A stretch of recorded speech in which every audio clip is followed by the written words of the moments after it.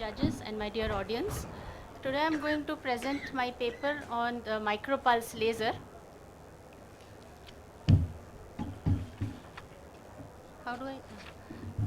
The purpose of this study was to observe the intraocular pressure control and the medication reduction after micropulse laser treatment in glaucoma patients. Micropulse laser is a 810 nanometer diode laser similar to that used in the TSCPC, but here the laser is broken into short pulses. So this helps in preventing the collateral thermal damage.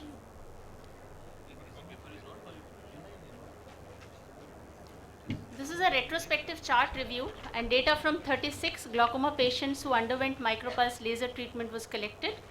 The laser settings were kept at 2000 milliwatt power with a duty cycle of 31.3%. That means the laser is on for 0.5 milliseconds and off for 1.1 millisecond.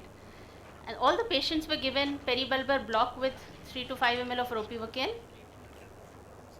The laser was applied in a sweeping motion in the superior and inferior quadrants for a total duration of 160 seconds, that is 80 seconds in the superior hemisphere and 80 seconds in the inferior hemisphere, avoiding the 3 and 9 o'clock positions. The post-operative data, the IOP was noted on day 1 after laser, first week, first month and 3 months, and also the best corrected visual acuity, anterior chamber inflammation, the number of glaucoma medicines being used at each visit were also noted.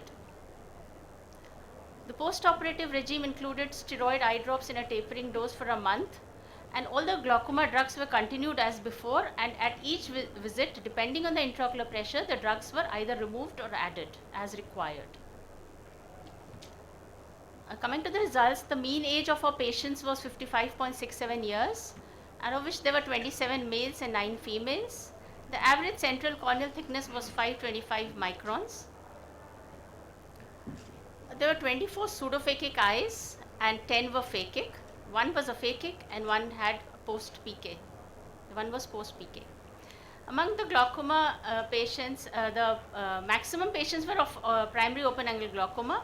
3 patients were of chronic angle closure, but out of those 3, 2 were pseudophakic and 1 had a laser PI.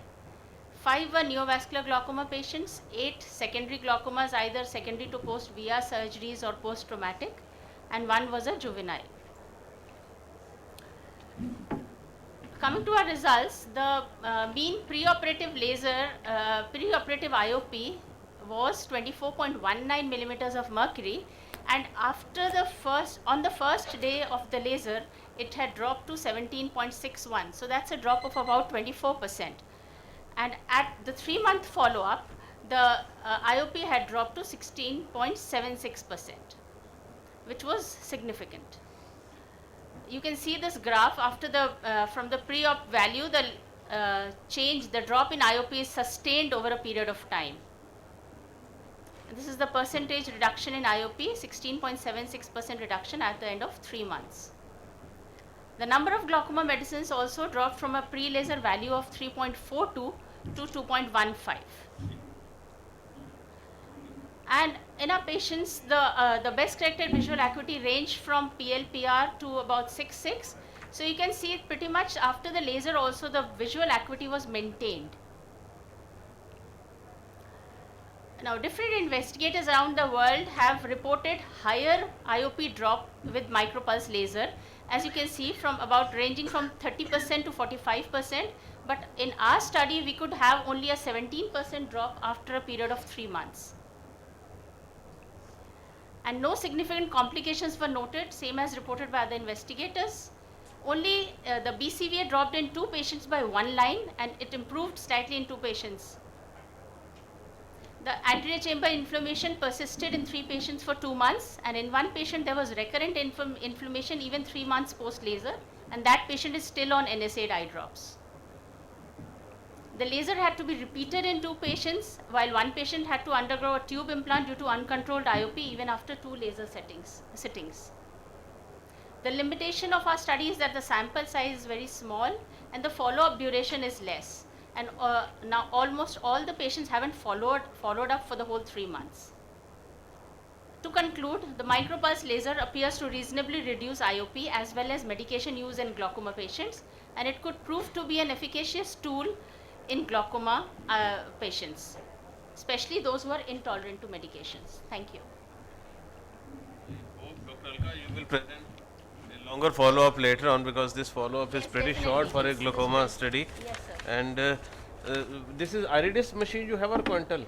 Iridex machines. Iridis. This has got some other limitations, but you think this is a promising tool?